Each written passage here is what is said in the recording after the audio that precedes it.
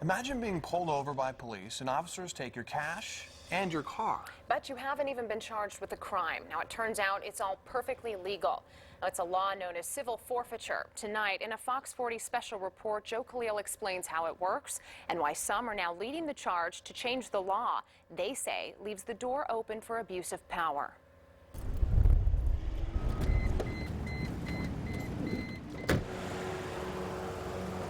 It was like, this just can't be happening.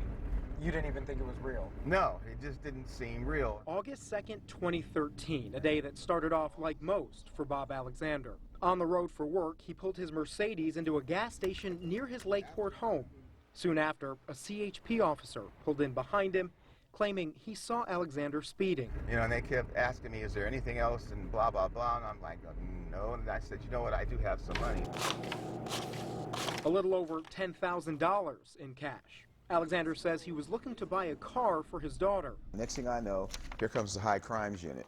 I mean, you're talking about 4, 5, 6 different cars, unmarked trucks, everything, they're all pulling up. An officer with the Mendocino County Major Crimes Task Force took Alexander's money and took him to jail. There, Alexander says he was questioned about buying and selling drugs for nearly 12 hours. He says his paper goes, Bob, look, it's been a long day. He goes, if you just sign this paper and say this money doesn't belong to you, we'll just call it a day.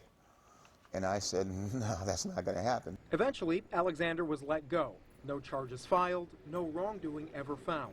But his $10,788, under federal law, Mendocino County didn't have to give it back.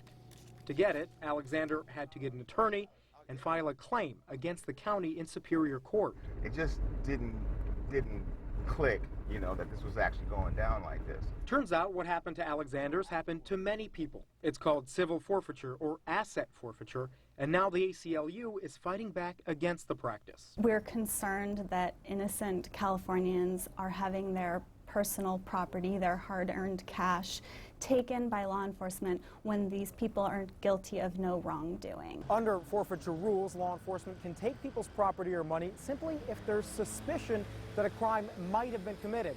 And they can then use portions of that money to buy tools or other things that their departments need. They are financially incentivized to go after innocent people. ACLU legislative advocate Micah Doctoroff says it happens across the state. According to the Department of Justice, last year law enforcement agencies here in Sacramento County combined seized more than $4.9 million in cash and property. Statewide, it was more than $49 million.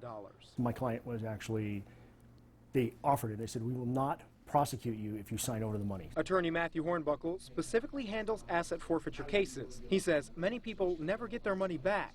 For the ones who do, it can take years. He says oftentimes after law enforcement realizes someone they've stopped is innocent, they'll try to seize the money anyway. Do you see something fundamentally wrong with the way that that's set up?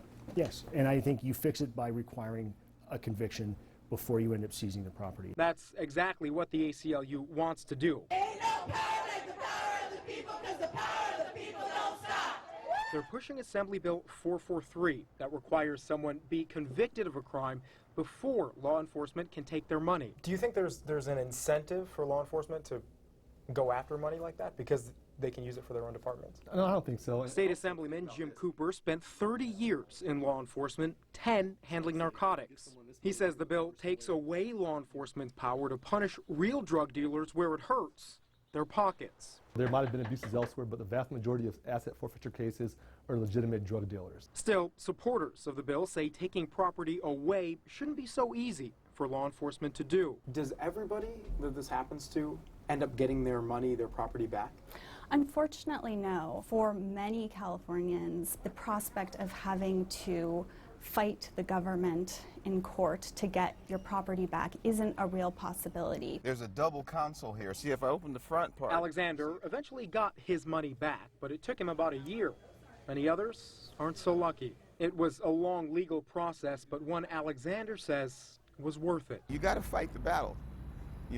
Just like we did in the service, there's some battles we won, some we lost, but you're still there to fight.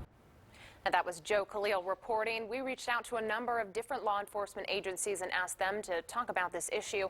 They all declined.